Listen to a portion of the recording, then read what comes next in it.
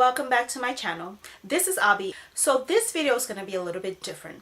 This is a tips video. Tips for you, things that you need to know before you decide to shoot any clay mask hair video. Okay, so let's go ahead and jump right in.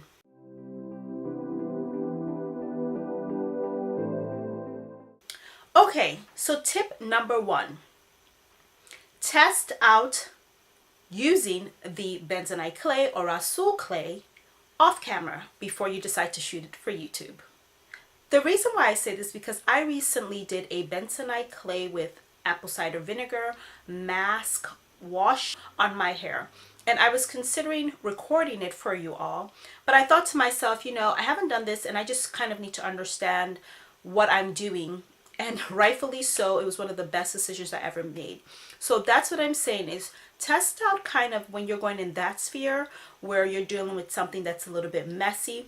Make sure that you use the product off camera before you come on so that when you're recording it, it would be seamless. You'll have planned your course of action and you won't have a hot mess on your hand. Okay? Tip number two. Make sure that you decide on what you want to do. So are you going to do bentonite clay, RHASSOUL clay? Are you going to do bentonite clay with apple cider vinegar, bentonite clay with water? Are you going to do RHASSOUL clay with apple cider vinegar or RHASSOUL clay with just water? Are you going to add any essential oils into your mix, or are you just going to go straight no oil? So have a course of action that you want.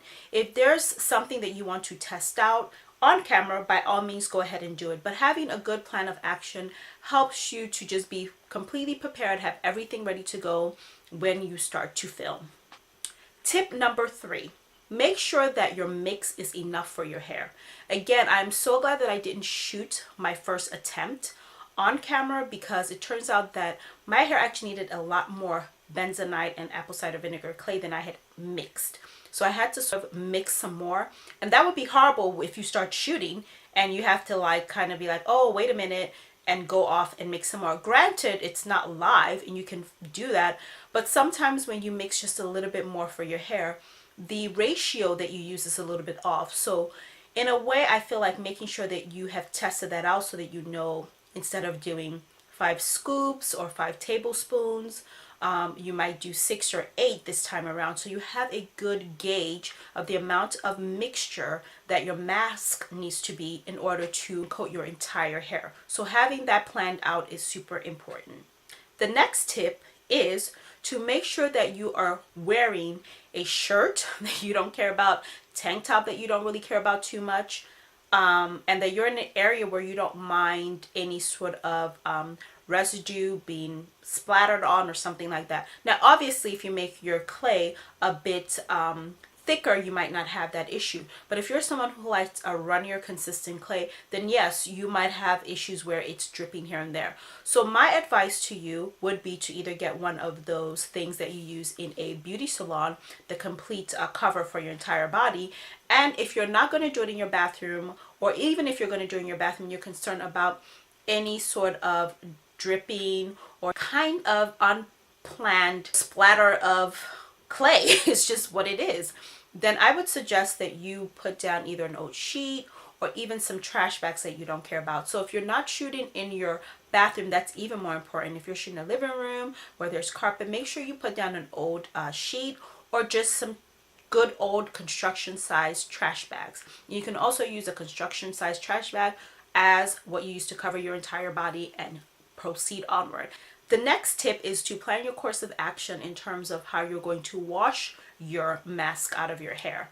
So decide the amount of time you want to keep it in, either what's recommended. If you're someone who wants to push the envelope a little bit more, feel free to do that. You know your hair type and you know what works.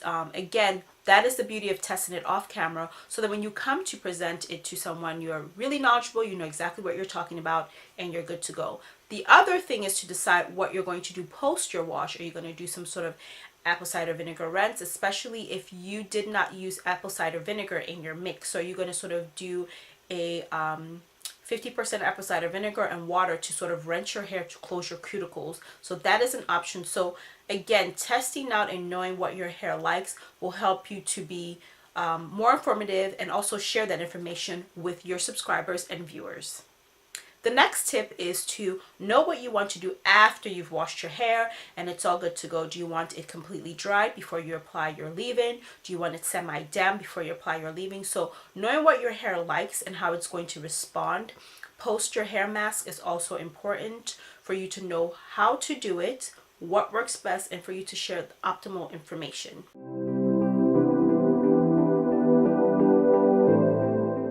And that's it.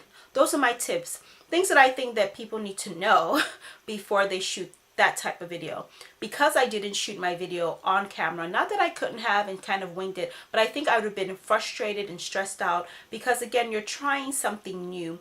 And let me be honest with you, a clay mask for your hair is not for the faint of heart. It takes time. Your hair is hard. You're questioning what's going on. So I think sort of the uncertainty of embarking on something like that can, you know, be a little bit stressful. So adding in the component of messiness and not really having a game plan and having to remix more product, you know, and being concerned is the consistency right, can present other issues. And I think that when you're shooting, you just want to make sure that you're preparing your video and you're sharing content that is true to life and that you've thought through and that you've kind of examined, okay, and that you've also planned out. There's nothing wrong with planning. There's nothing wrong with taking, you know, your first draft attempt at whatever content you want to share. So those are my tips, okay? And, you know, I will say that I ran out of the clay mix and the second batch was a whole lot more runnier. And I noticed on this side of my hair, it was just not as weighed down as this side of my hair. So that's a prime example.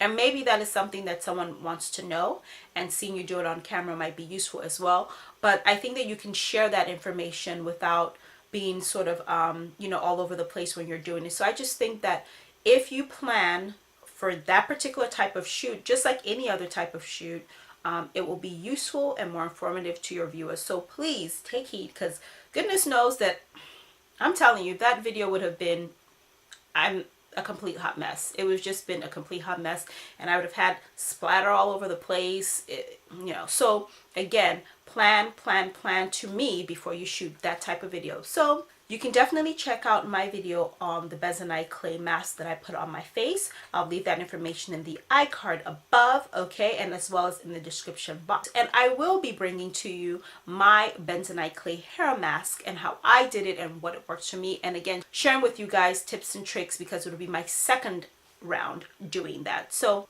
guys, I hope you found this video useful.